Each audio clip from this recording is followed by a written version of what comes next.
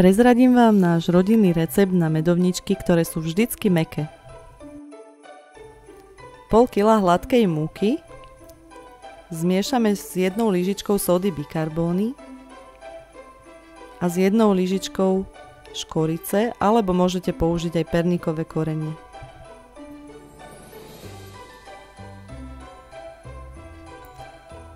Potom si do hrnca dáme zovrieť 160 g medu,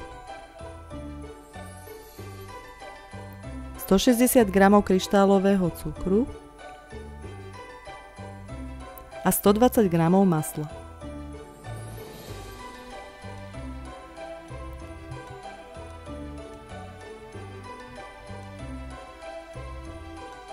Keď zmes zovrie, takto horúcu ju môžeme priliať do zmesi s múkou. Poriadne premiešame a hmotu necháme vychladnúť. Až potom primiešame 2 celé vajcia.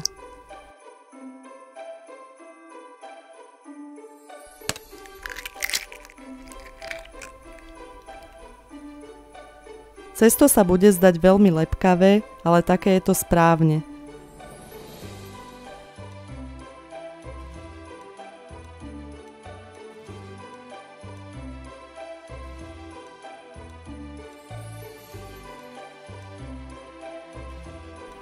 Postupne sa musí vymiešať, aby z neho vznikla kompaktná hmota. Takto pripravené cesto musíme dať do chladničky minimálne na 2 hodiny alebo do ďalšieho dňa. Keď je cesto odležané, vyvalkáme ho na hrúbku asi 5 mm.